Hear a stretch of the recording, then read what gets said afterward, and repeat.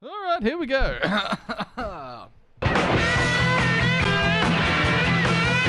hard, playing tough, just plain good. It's not good enough. We're gonna show you what league's all about. If there's a lesson to be learned, we're handing it out.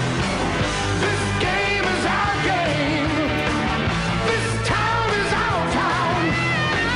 Turn the heat up and listen to the crowd.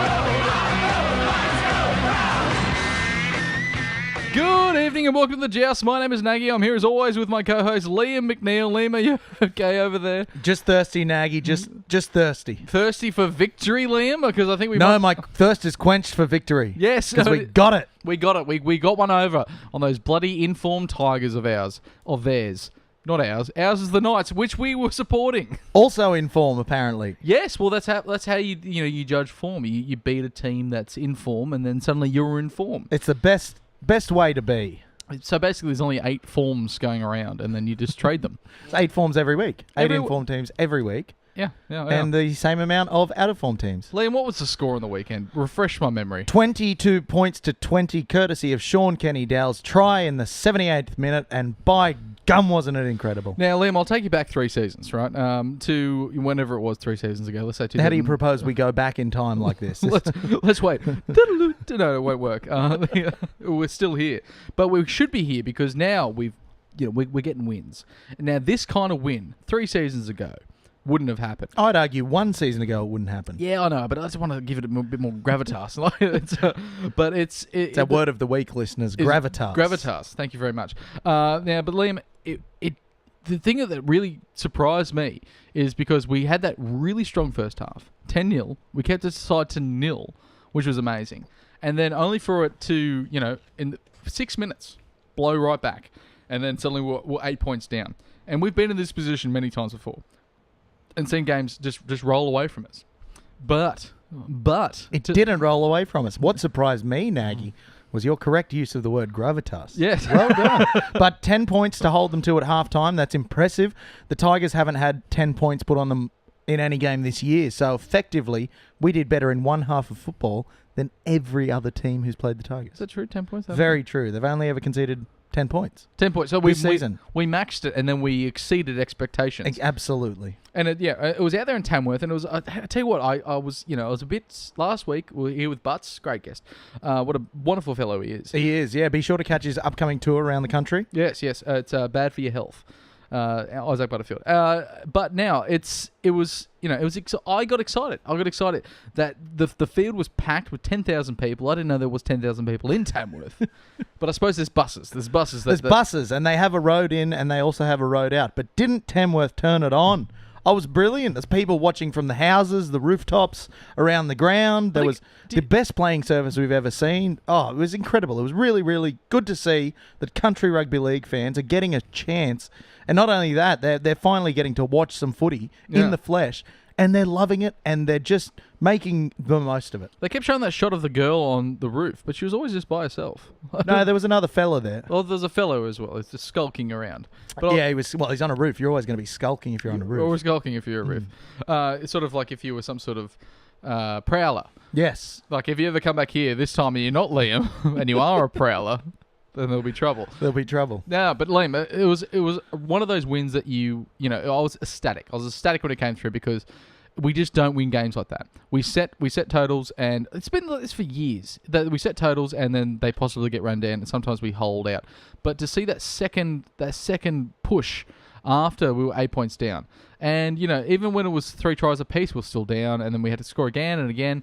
And I just thought that game was going to go away from us. I thought it was just going to pull away, and then it would have been like, just the top. You okay? You look like you're I'm just trying to line up the sound buttons. Don't touch the sound buttons. Oh, I want Liam. to touch the buttons. I know you do. Look, yeah, it was the kind of game that we're used to losing. Yeah. So it's a remarkable feeling to not lose that. It still took a while to sink in. I've been like sort of conditioned to think that we're definitely going to lose this, and just already start thinking like, oh, well, what about next week? Who have we got next week? But it's like, no, we came back, and we got to hit it straight off the mark. Obviously, a big injury hit with we've lost our fearless leader, Mitchell Pearce. Paul Mitchell. Paul Mitchell done with a pec injury. Now, people have spoken about this for the weekend. He's torn his tit. He's torn his tit. The tit's torn right off the bone. Now, I always thought a pec tear. I just imagined it because the pec is usually quite a large muscle on a regular, healthy person. But it's like, and I always thought it was considerably larger on us. Yeah. I thought it was like a tear there, like around the chest region. No, now I was listening to what Mitchell said on KOFM this morning. He spoke with Tanyan Steve, and he explained that is a tendon that connects the pectoral, connects the breast to the shoulder, and apparently it's that tendon that somewhat, listeners, if you can see, apparently up in there. Yeah. I am no doctor, keep in mind, but apparently that's what's torn. So the pec essentially tears away from that and ends up in a little ball somewhere right near your sternum, I think. Yeah, and I apologise if you've under the consideration that we're both doctors, and I'm sorry we've given you this impression where neither of us are doctors. We cannot state that, strongly enough. Any more firmly, especially after that court case. We're legally obliged to tell you we're not doctors. We're not doctors. But no, this was obviously a long injury. And then, I tell you what, there was quite a few shoulder sort of pectoral muscle recovery specialists that emerged from the peanut gallery of Knights supporters once this injury happened, because there was lots of numbers being thrown around, and it's very confusing because there was like Athlete's season gone. Now this is how I remembered it too, because the only other person that I can remember with a pectoral tear, because it's not an injury that you see all the time, but it was a pectoral tear, was Tony Puletua back in, I think, 2005. He was in great form at the time too. He was just coming off the end of a very successful run at the Panthers, 2003 grand final. But actually what you'll find, there's been a number of pec tears in the last season, I believe. Yeah. And we were quoted initially on the night as up to 16 weeks, but going back on previous pec tears, you've got Boyd Cordner last year, Daniel Tupou, Dale Copley, all came back within 10 weeks, and that's what Piercy himself said on KO this morning. They're looking at 10 weeks. And because he's not, like, as you said, we can talk about this later about the Newcastle number 7 curse. Oh. But he always said he's a fast healer. He's been very lucky throughout most of his career. I think that he hasn't really had this kind of injury before. Never had a bad injury until he's come to Newcastle. But I think we got to put it in perspective. And I love perspective, Liam. You know this. That we've played pretty much the first third of the season with him, basically ish, right? The first third, and then we might lose him if we lose him for 10 weeks. There's 8 games there, so that's the middle third, with a possibility to come back for that final third. So we work in thirds here to look all thirds, you see. Yeah. Just to keep that silver lining, that you might be back for the final third. So really, he could still play 2/3 of this season, and he'll come back fit and refreshed. Except for that, he won't. Except for that tit, he will be coming into the end of the year, not having suffered a lot of the bumps and bruises of some hard football throughout the year. So. Watch this space, Knights fans. Fingers crossed. Now, Liam, obviously that puts a lot of we'll keep on the Tigers game, for example, because it was just such a great game to watch. Wasn't it a wonderful advertisement for rugby league? It was. If you want to get someone into rugby league, you show them that game. Yeah. It was brilliant. It was just gorgeous. It was 2 teams who love footy, 2 teams who turns out are pretty good at footy, and 2 teams who just went out there and said, let's play bloody rugby league and let's play it damn well. Now, I've got to ask you, Liam, what went right for you in that game? This is going to be a long one. Sorry, guys. I've got a few pages on this. First of all, our ball control was excellent. As usual, all our stats are throughout the show coming from our dear friend Josh Spiegelman. The Hebrew Hammer. Now, ball control. We control the ball very well. We've discussed earlier in the year and in the previous season that it's hard to win a game if you're not completing at high percentages. This game we completed at 84%. I think the first 25 minutes there was not an error in the game. Both teams completed 10 from 10 sets. Now you don't see that. No. And the Tigers did end up completing at 90, but still we completed at 84%. And when the statistics are 50-50 like that, you really need 50-50 possession-wise. You really need to complete at a high rate, and I think we did that, and we did that very well, because the stats were really close in this game. You look at the run meters, we ran for 1,468 meters to their 1,433, but over 164 runs to us, 166 to them. The post-contact meters were 486 to us, 473 to them. It was a close game. It was a tight game. Yeah. And it was these few moments of individual brilliance that stemmed from an excellent platform, or what won us the game. Yeah, was there a particular moment that stood out for you? I've got mine. I'm taking a little bit off kilter here, Liam, but was there a moment that you were like, oh, hang on a second, That looked bloody good. Tell me yours and I'll rebut. It was Ponga. It was Ponga coming out of the in goal early in the game, and it turned a very good kick into we're about 5 meters in the in goal, and Ponga to get to beat 1, beat 2 in the in goal. And then I think there was even a third diving, and then to make it out to the 30. Those are the kind of that's it was arguably what Parramatta's missing with Semi. That those suddenly instead of possibly doing a dropout and defending again, or defending from inside your 10 and having them really rush up, but turning the whole defence around, and then suddenly you're working into their half. Oh, it really changes games. Turns games on a dime. A 10-cent coin. I wasn't sure if it was die or dime. No, it's a dime. Dime. Yeah, turns it on 10-cent coin. Turn it on a dime. I can't rebut that. That's brilliant. That's the perfect answer, Nagy. Well done. So is there some more stats from the house? Oh, tons. Now, our defence was phenomenal. It was very, very good defence. Besides that 6-minute period, we only missed 15 tackles to 52. That's got to be some kind of a record for the Knights. The defensive line was rock solid. There was no gaps in the line. Everyone was moving up in one. And it actually helped nullify the Tigers' offloading game.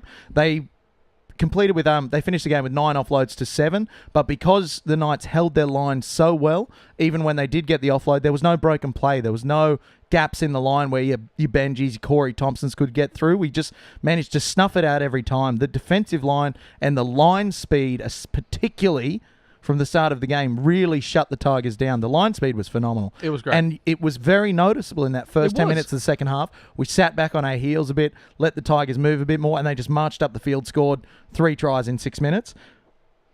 Obviously, the game, those are the things. Obviously, it's a simple game for fabulous supporters. But it's you make those tackles in 2s and 3s in today's game. That there's no more sort of legs tackles. You have to work as a team and really control that ruck. I think Aiden Guerra did another great job of really.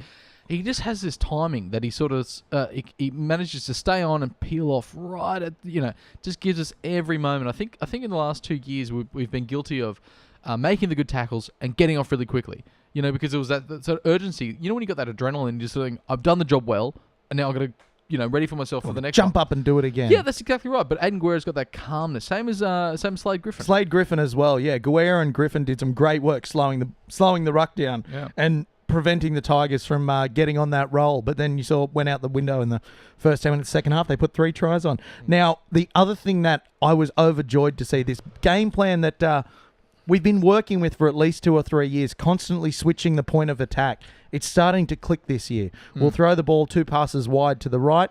They'll compress their line to the right. Bam, we hit back to the left, get Kenny Seo out on the wing.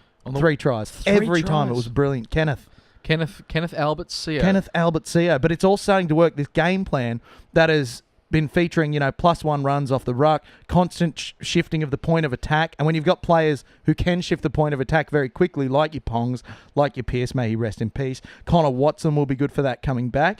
It's this game plan that we've persevered with is starting to pay off, and pay off in spades. Yeah. Well, I have to ask you, Liam, a lot went right. Because we got the win in the last minute. What went wrong for you? Now, a few things did go wrong. The marker defence was a bit shonky at times. There was a few instances where the Tigers got a quick play the ball, got in and around the markers. There was some lazy marker defence. We saw it early in the game. Our Joust favourite, Nathan Ross, was penalised early for not standing straight at marker. Yeah. And there was a few instances where that let the Tigers get a really good roll on. The line speed, as we mentioned, early in the second half, it just switched off. And it's something we've been discussing previously in the Joust, so it's good to see Brownie listening to the show. He's a the big boys fan. Were getting up. But then when we abandoned that line speed for 10 minutes, we had points put on us. It was that moment right after halftime. It happened to us again and again and again last season. That we set a total. We looked crisp, looked great, and then it was the Brownie halftime Valium that he gives out. And we said, Brownie, don't give them Valium because they go off to sleep. I stopped selling them to him. Yeah, which was a good move by you. It's a great move. But he has lots of. It's affected my bottom line though. He has lots of suppliers, Brownie, and he hands them out and he gives them everyone a rub on the head and he says, "Good work out there, mate." And then he eases his voice back. He says, "Now, what I want you to do, I think everyone should just really calm down." And then you think, "Oh, this is soothing," and you go out there and you're a bit softer. Do you think maybe Ronnie Palmer put his magic dust on the wrong team this week? He walked into the wrong change. He's getting a bit old, Ronnie Palmer. Do you reckon he just stumbled in the night room? There you go, boys. See you later. He just blew it in there, and it's crushed up Xanax, but because that's the only way that Ronnie Palmer can sleep now, because he's 87 years old. Ronnie Palmer, absolute champion NRL trainer. Isn't he wonderful? He's a good friend of the show, Ronnie. Listens regularly. But look, the other thing that I was a bit disappointed with early in that second half, because that was really the only period where anything went wrong for the Knights. That's it. That third 20. I'm picking from that. Yeah. There were a few calls that went against us. Now, that's fine. The calls are going to go against you. It's a game. There's grey areas. There's 50-50s. We're only we did human. not react well to them. So the SKD incident, we'll call it the incident. I'd rather not go into it. For the people that weren't watching, it was when he obviously got the ball on the in the end goal, quite clearly in the end goal, and it was called play on. And I think we froze for a moment there. We lost about 2 seconds. We did, and then Tigers, I believe, scored next set. Then there was the Luke Yates hit. Hit of the season, yet was penalised. Yeah, merely for tackling well. It really annoys me that now we're at a time in the game where a good classic rugby league hit, like you get a bloke that Luke Yates is 3'6". You know, How can he make a high tackle? Yeah, that's exactly right. How can he do it? He can't. He's but a short and stocky man. But we were like, we've been looking for this hitman for the Knights for a while. We haven't had one in ages. More to come later. More to come on that. But that's it. There was very little that went wrong, but the way we reacted to those 50-50s, we just can't let ourselves get down and let the other team back into the game as they did. I got to agree with you. Now, who is your hats off for this week for a player that you think did particularly well? It was tough to pick, Nagy. It was tough to pick, and I didn't. I picked a number of them. First of all, Sean Kenny-Dowell. Classic Rocks and Diamonds. Game from Sean Kenny-Dowell. Did you hear the commentator actually refer to him as the classic Rocks and Diamonds, Sean Kenny-Dowell? Well, absolutely. As we know, all the Fox Sports commentators listen to the Joust, so they're well aware of his form. And I knew he was going to have a great game early. I think it was the first set when there was a crossfield kick put up early in the piece, third tackle. He's steaming over the sideline, catches the ball, beautiful flick back inside to Sione. Yeah. The game continues. From that one little piece of play, I knew we were going to get a classic SKD game. Now, obviously, winning is the game with the last try. try. He did. Now, but it wasn't just that last try. It was all his work leading up to that. He had first half. He was their best player on the He field. was. He had 21 runs for 198 metres, 70 post-contact metres. He had 11 tackle busts. His work out of the red zone, getting us on the front foot, setting a platform for the forwards to work in the middle third, was just unbelievable. That's what he does remarkably well. And he's doing it even better, I think, better than he ever has here at the Knights. Yeah. He was just remarkable. And then obviously that try to round it out. Thank you, Kenny.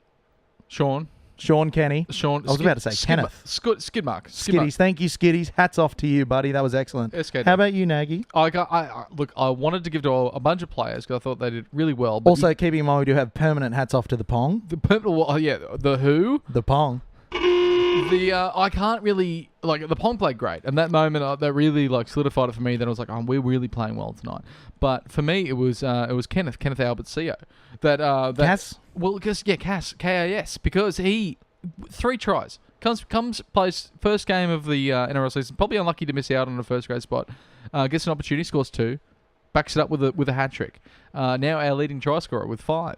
He only took 2 games to do it. And that's it. We spoke earlier in the season about when Kenny was brought into the side. You know what you're getting from Kenny Seo? It's going to be good, solid work. It's going to be unheralded work, but it's going to be good, solid work. And then every once in a while, the team gives him the ball and he bloody scores. And he's now done it 5 times in the last 2 games. It's gorgeous. He's a great finisher. He knows the line. He's one, I think you referred to last year as he's a classic try scorer. He just knows how to get the line, knows how to get the ball down, and does what it takes to do so. First career hat trick though. Well done, Kenneth. Well done. Well done, Kenneth. Good stuff. Now, I'm going to break from tradition here. I have 2 more hats offs. Christ. Now, our props last week were a bit underwhelming. We discussed that they didn't have the impact they needed, mostly through circumstance. We gave them a bit of a break through circumstance, but I thought the 2 men who were up front, we're the 2 men. We're the 2 men. But the 2 men up front, Herman SSSS, and Daniel Safidi, obviously with Lillyman, back in town, waiting the birth of his second child, I believe. I think it's his second. And I like the fact that we even though we're under a lot of pressure to win these games, when there's something that's really important in someone's life, that we just say, mate, this, focus on that. That's because right. at the end of the day, footy is just a game. It's just a game that we love. love. It's your job, and if you do it poorly, we'll fire you, but it's just a game. Just a game. But those 2 boys were phenomenal. SASA ran 16 runs, 138 metres, 4 tackle busts, 10 Ls, and 27 tackles at 90%. Like I tell you what, he seems like a player that just loves the ball in his hands. What's an L, Nagy? I'm not sure. I thought you've written them down, but he got 10 of them. He got 10 of them, so that's pretty good. 10 of the L's. But he just seems like one of these players that loves the ball in his hands. And no matter win, lose, or draw, he's always going to be around, sniffing around, running hard, good leg speed. We've always talked about good leg speed with him. I'll tell you what, can you imagine him at King Street? The footwork he exhibited on the weekend, he would just do things on the dance floor you've never seen. He looks like a dancer. Do you have any hats? Safidi. Sorry. So Dan Safidi. No, hats back on's cancelled for the week. Everyone was wonderful. Daniel Safidi, also numbers made for great reading. 11 runs for 106 metres, 3 tackle breaks, 23 tackles at 90% effectiveness, and quickest play the ball of all the players across the ground with 2.97 seconds. Thank you very much, Hammer, for that little stat. Yeah, cheers, Hammer. But with the hats off, you could have given it to anyone. The back rows were phenomenal. Fitzgibbon and Guerra. Barnett was brilliant. He really was very starchy. He was that real hard-hitting Mitch Barnett that we know and love. And that's the first Barney game that I've seen back, and I was like, that's him. That's the guy that I like. Isn't it brilliant? Yates was brilliant off the bench. I think our bench forwards as well added a lot of impact. And then, what can you say about Jamie Buhrer? I take back everything I said about maybe he needs some time in reserve grade just to get the combination right. Forget it. The whole reason we have him on the bench, and everyone was like, having Danny Levi drop off, and it was like, well, what about that, utility role? And then Buhrer comes out with the game still to be won. We've just lost our star halfback, and he comes in with, I think 7 minutes to go, 5 minutes even, and we had 3 sets, 2 of which we finished the set, got to ball went up.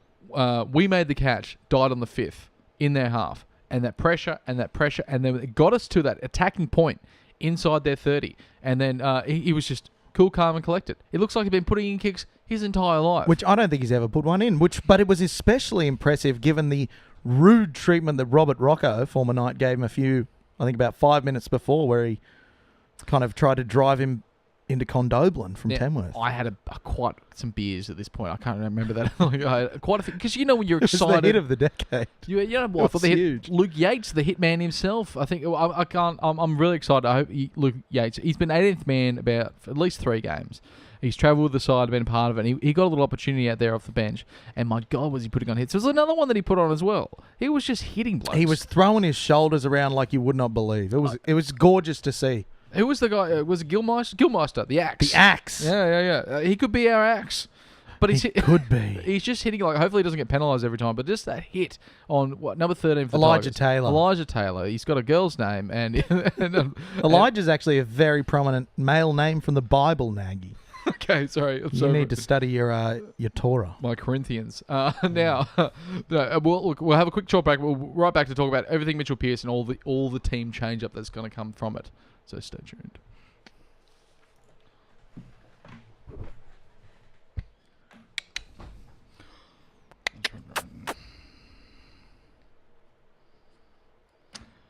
Welcome back to the second half of the Joust. Now, Liam, I was just watching that hit that Robert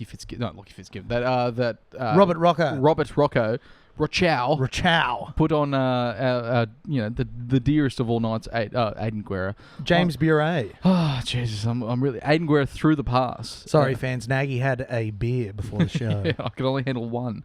No, but it was amazing that he copped that hit and then he went on to kick that kick to lead to that try. Any other player would have been 6 feet buried in the ground. We'd be surrounding them, saying a eulogy. But instead, James Buhrer gets up, kicks for the game. It was not one other player in the history of rugby league could have done that. Yeah, no, he's a real champion of the game. As well as that Lockie Fitz cutout pass, which is as Butts was saying last week that he was a bit of a 5'8" back in his day. Well, yeah, Butts nailed it. He absolutely nailed it. He called it. He's been calling a lot of things, Butts, and he's often right.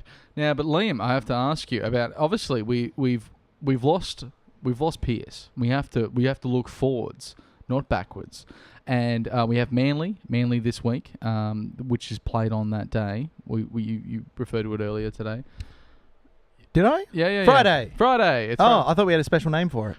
The graveyard shift. The graveyard shift. We're back at 6 o'clock. Yes, we are. 6 at Lotto Land. It's Brookvale. Let's be honest. Brookvale. Let's be honest. It's so we're back at Brookvale. Whatever you call it. It's like, you know that old saying, a rose by any other name would still smell as sweet, that beautiful Shakespeare line. Brookvale by any other name is still a shithole. Still a shithole. And speaking of shithole, that Manly is playing like a dog's ass at the moment. Aren't they, Nagy? So it's a good time for a team to be playing a team out of form. You know, we've had a very good win, and I have to, let's say you're Brownie, right? And I often treat you as such. You've got the team. Pearce is gone. What do you do? Look, now, I think Connor Watson has been penciled in for an early return from injury, much earlier than planned, so round 8 or 9. Yep. So I think Watson comes straight back in. I feel like Cogger played a very good game. He was good, especially with Guerra just stuck on him in defence. They, clearly listened to the show and listened that we need to tighten up the defence on that edge. Yeah. And Guerra stuck on Cog like glue on a cog. And I think Cogger and Watson have too much of a similar game. So I think if you bring Watson back, we need to elevate Brock Lamb back into the side. So for mine, what we'd have as Brownie, speaking as Brownie, of course, for mine, what we would have... Nagy, if you could stop with the distractions, please. Just dropped a bottle. Sorry, That's okay. It was a bottle of water. So you think that we I've lost my train of thought. No, you think we have to have Lamb back in the side? I see Lamb and Watson as probably the best combination going forth. What about Cogs? I think the Cogs played his role. Yep. But yeah, I don't know. For me, I just think Lamb has a better organising game, and it will leave Connor Watson free to run, to I dance across the field. For me, and I might be hedging my bets here a little bit. But are you Brownie now? Yeah, I'm Brownie now. Okay. Can I still be Frank? You can. Yeah, you're always Francis. Now, I would put Lamb and Cogs back together because they play a lot of football together. They do. So I'd start them, but I'd bring Watson back off the bench, only because I think coming back off a shoulder injury, you don't want to have... They're going to be targeting the halves. That's just the nature of the game these days. And I don't want to have someone come back for shoulder with a bit of indecision about his shoulder in the midst of fresh forwards. Put him back on after 15 minutes. But things are going well. Keep him there. Bring him back on as the hooking role, which he has done for us before in the past. And done with aplomb. Yeah, so when Lamb is going... So I just think... I don't know. This is just me. You keep him there in case shit hits the fan, and then you try to recover later on. But I think you give the two guys that have spent most time on the field together, you give them a chance to show them what they can do. Because I think that relationship and knowing their roles... I think it's what Lamb struggled with, knowing his role with Pearce on the side after having so much of a say. I think he struggled a little bit sort of knowing when to inject himself. But you just give him full platform. Know that he got his mate Cogger there. Played a lot of football in ISP.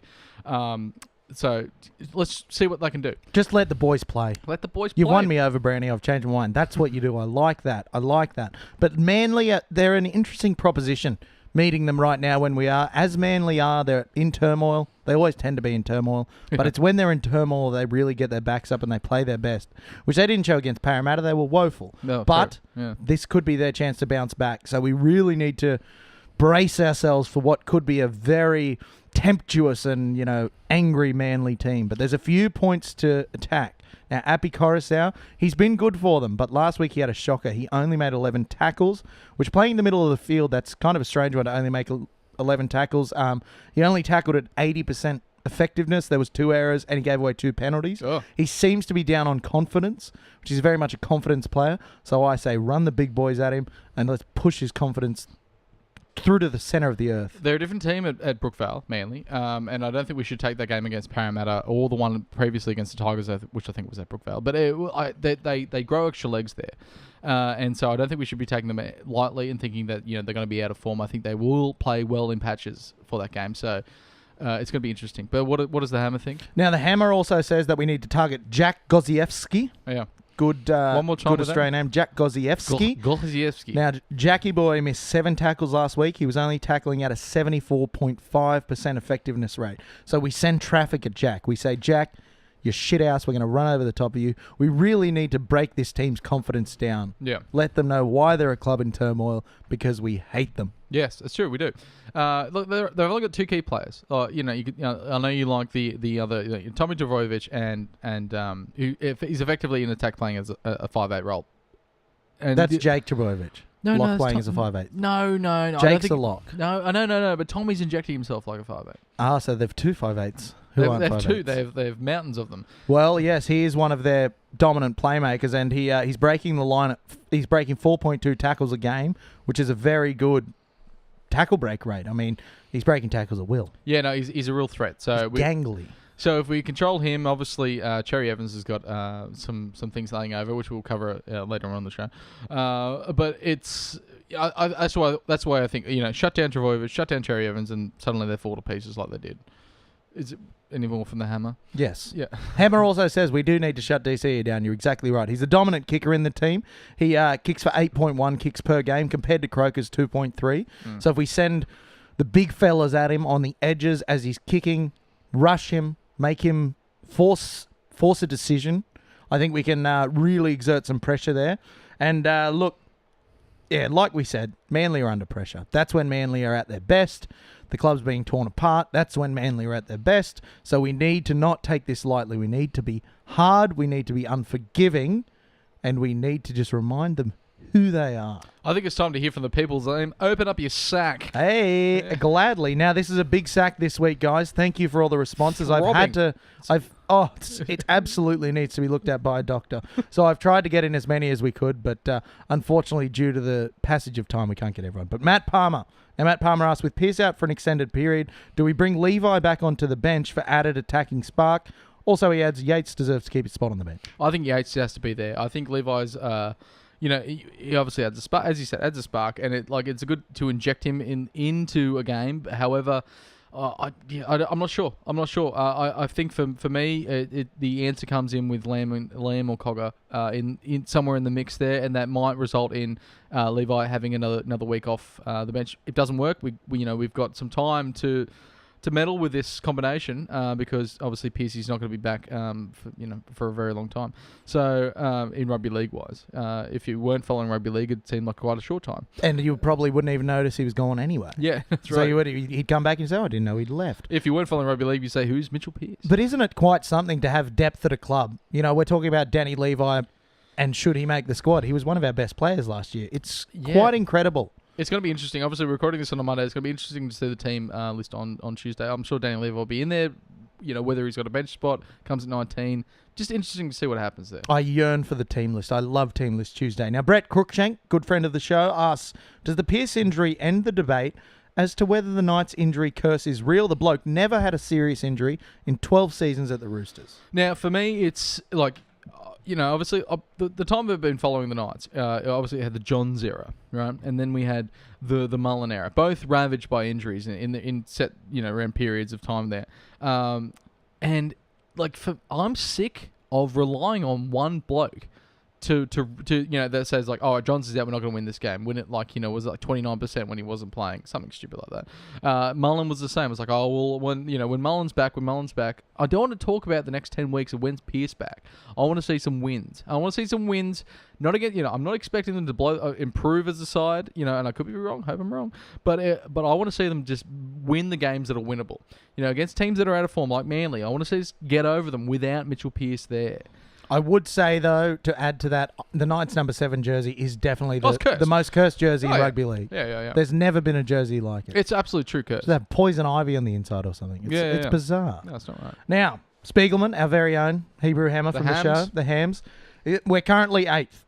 Going out on a negative limb, says Spiegelman, by saying that this is the last time all year we shall be in the 8. Now, let's recalculate. Where did we see the Knights at the start of the year?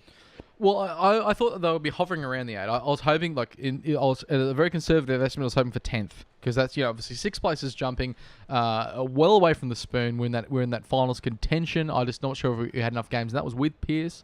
What I've seen from the players lifting, like the likes of Guerra, Lockie Fitz, Slade Griffin, the Pong, obviously.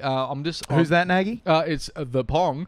I'm just expecting more from, I think, around that, where we're relying less, even though Pearce adds a lot to that side, I'm expecting I'm expecting more from these other players. I think we add enough value to the side that that you take Pearce away and you have Watson in the mix. You have the other. I think we can still get those wins. Well, that's it. And I personally see it. There's always that, come the semi-finals, there's always that log jam of teams between 6th and 12th that are always fighting for those last 2 spots in the finals. I think we'll be in that bunch. Yeah. So I'm thinking around 9th or 10th.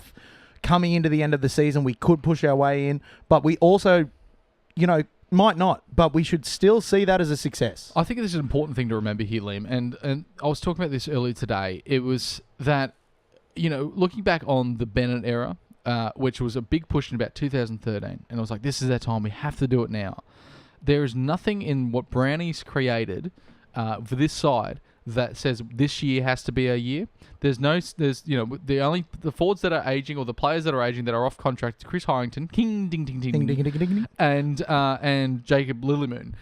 So once they go, they're out of value to the side, but they can be replaced obviously with Gladsby possibly coming into the side as Butts called, and I think we can definitely keep this going. This is a long-term plan. This is the point of a proper rebuild, is that if something goes wrong in the first year, then we're trying to make this side gel, that the next year, the following year, we should still be competitive. This isn't an all or nothing play. And I think everyone's a bit Tinkler era, got jaded and feeling like, oh, this is it. They throw everything in the air and it's done.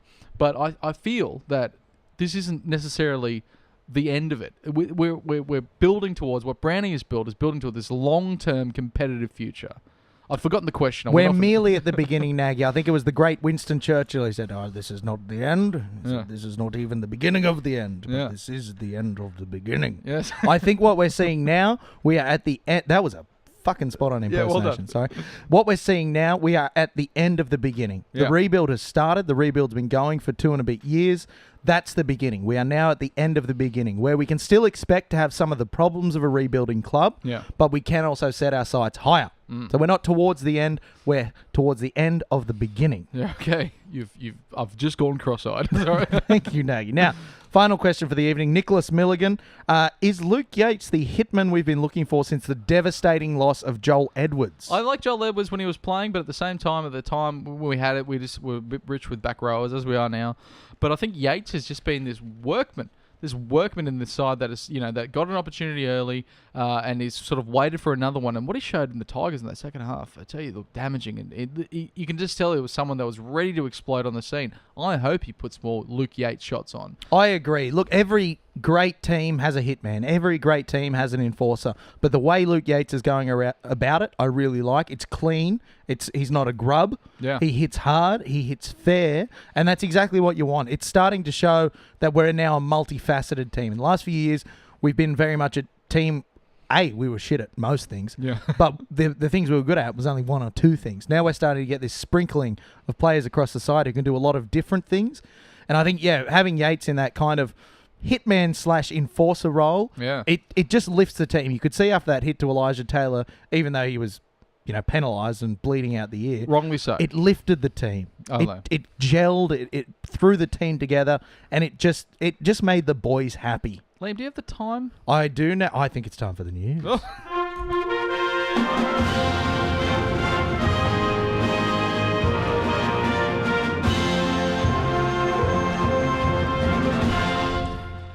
Yes, the news there, Liam. There's lots of things making news this week, and one of them happened to be in that Storm game. That you hit me with your news first. Then. I've changed my mind because I forgot about a piece of news. I forgot to write it down, but I'm going to bring it up now. Earlier in the week, Philip Gardner, CEO of Western the Knights, great man, excellent leader, has come out in the press and he said, "Look, Brownie's coming towards the end of his contract. We are going to renegotiate with Brownie. What we would like to offer Brownie is an evergreen contract." Now, what's an evergreen contract, Nagy, I hear you ask? Well, it's like an evergreen tree that never actually loses its leaves. It never loses its leaves. So what Gardner is proposing, he hadn't put it to Brown yet, is that... It's also a nice thing because it's like Gardner, so it's like a gardener. Gardener makes an evergreen tree. Trees, yeah, nice. I didn't pick up on that, no, Nagy. very good. So what Phil's proposing is that instead of signing the classic contract where it says we've got the coach for 3 years, it says we have you as coach until it stops working. Obviously, that will be based on key performance indicators. That will be based on and off-field results. That'll be based on where the club's headed. But I loved it. I read that article and I finished with a smile because that's the ultimate show of faith to your coach to say, look, you're here to do the job. We want you to do the job, but we're not going to set an arbitrary timeline for you to do the job. We trust what you're doing. You seem to know what you're doing, so we're going to let you do it in the manner that you can for as long as you need to. Yeah. I loved it. I think it's brilliant. And Phil, I know he listens to this show. You've got our vote, Phil. Huge fan, Philip. Thank you very much. What do you think about that? Isn't it gorgeous? I like it. I like it only for, like, obviously the situation that we're in. We were struggling for a long time. That's understated saying that we're struggling for a long time. We were close to losing the side out of the NRL. And anyone that thinks that we weren't, if you think that because Newcastle is such a, prominent prominent rugby league area that you think, that will save us every time. No, we were close to losing this side. It didn't save North Sydney. No, that's right. No, and rugby league powerhouse. And they're still going. Rightly so. The Gosford, did you see? There's 15,000 fans to that to the Penrith, South Sydney Canberra game, which is amazing to see. I've never seen that stadium full in my life. The last game they played, there was 20,000 people, Nagy.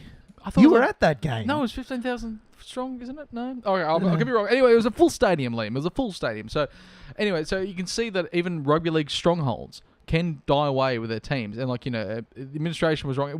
Take West out of that equation, we're well up the creek. Sans paddle, Nagy. Sans paddle. We're paddling with our hands, and the water is dirty. Almost shitty, you would say. So it's amazing thing of what Brownie's come in and does. It was a correct decision to come in and do what he did, and everyone gave him the trust, and now we're seeing some rewards for that.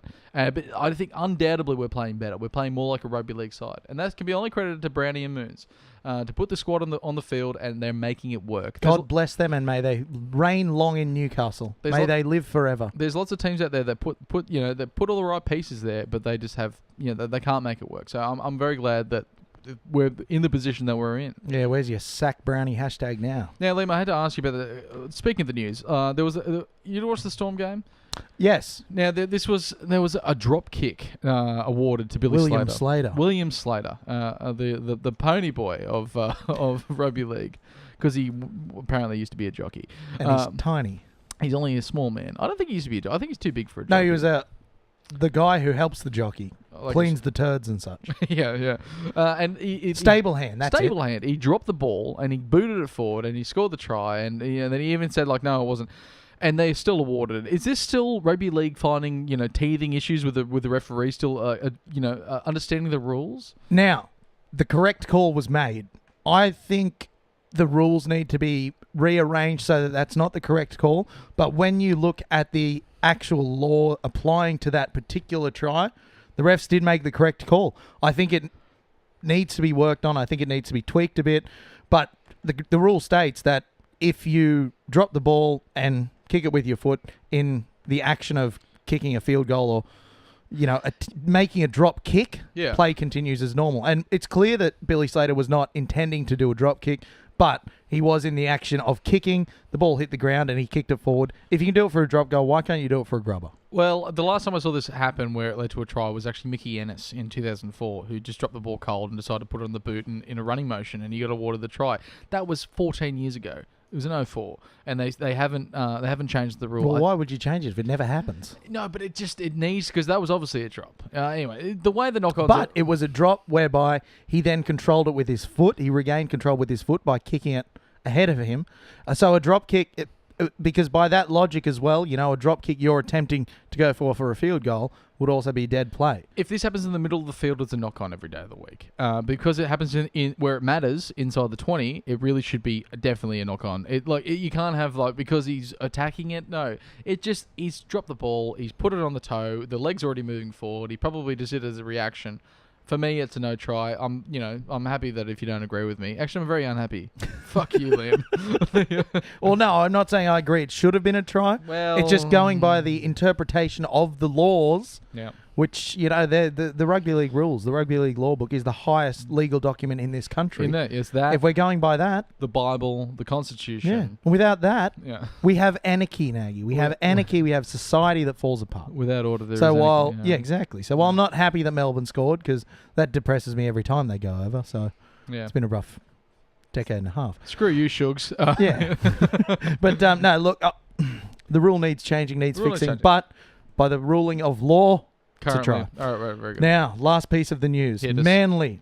We touched on it earlier. Oh, Jackson yeah, of course. Hastings has been banished to reserve grade by Trent Barrett, saying no one in the club will play with him. Yeah. It's now come out that he's been mercilessly bullied by senior members of the team. Daniel Cherry Evans has been given a $10,000 fine for his role in the bullying, and it harkens back to the end of last season. One of the assistant coaches, Willie Peters, was involved in a punch-up. William Peters? William Peters, involved in a punch-up with other coaching staff, and after being let go, came out with accusations of horrifying workplace bullying. The culture at that club seems to be eroding and falling apart because the boys just want to be the boys. And it's a club environment, it's a workplace, it's a team. How can you have success when this is happening? I don't think you can. If you've got problems inside the team, obviously, you strip everything away that's saying it's a business on television, blah, blah, money. That it's in the end, you've just got a bunch of 20 or like 20-somethings playing with each other, and they have to get along. Sometimes they play league too. Manly. In summing up, No, that's not. That's the wrong one. Sorry. I told you not to touch the buttons. But we'll call it that. Look, Manly are up the shit, and hopefully we can take full advantage of that this week on Friday at the graveyard shift. So, fingers crossed. Score prediction, Liam, I was going to ask you. Oh, got to be Knights by 20. Knights by 20. Knights by 20. I hope we keep this roll on and just keep, Manly just really doesn't know what to do and looks for answers because, Cherry Evans being fined $10,000 is you have your skipper at the side, the $10 million man being fined $10,000, which is sort of humorous in itself. 1%, I believe, of his entire contract. He just throws it aside. He got it in change. No, 1% of his yearly earnings. Of his yearly earnings, so he throws it in quarters to him, and they say, "How'd you get quarters? It's Australia," and he says, "Shut up." But hopefully we can get him over Manly because we've got a long stretch of home games coming up in the middle third that will be without Pearce, so that does give us some hope. But we definitely need to get wins against sides that are out of form. So fingers crossed we can get over against Manly. For me, I know you're going to ask me. I really don't think I think it's going to be. Look, I think I'm going to say 18-14. 18-14 Knights. I don't think we'll be that good. I think we're still going to be, finding our feet out there. But hopefully, with the team list, they make the right decisions and we can get the result we wanted to. Thank you very much for joining me tonight, Liam. Always a pleasure, Nagy. It is always a pleasure. Except when we lose. And then it's also a pleasure. Yeah. It's a bit of a crossroads where we are. Let's do some crosswords. No, crossroads. And it's going to ask that question. Much like when we get asked to leave the Commonwealth Hotel because they're shutting, and we say, where do we go from here? Because venue-wise, because it's the best venue in Newcastle. So I can't think of anywhere else where we can go, but maybe finish the show and join in next week. Well, actually, we have to go to the comedy because we have to put our tips on. We do. Nagy and I are currently coming in the bottom, very 5%, bottom. 5%, I think, of tippers. So. Yeah. No, it's gonna be atrocious. I think I'm coming 74th, and I got 2 last week. Nice. So don't listen to any of my predictions coming up, but we're heading right there. We might even stop by for a beer, maybe Young Henry's delicious beer. Wonderful beverage. Hopefully their bistro's still open. It's also wonderful food. Now, Liam, thank you for joining me. You can find us if you like to listen to us. You can find us on Facebook, SoundCloud, Instagram. And all Twitter. the rest. Twitter, and YouTube as well. YouTube now as well. Yeah, which is great because then I can put it on my television at home and watch myself because I'm that vain. So, which is amazing. Love to huff the farts around here. Thank you very much, Joust. We'll catch you next week.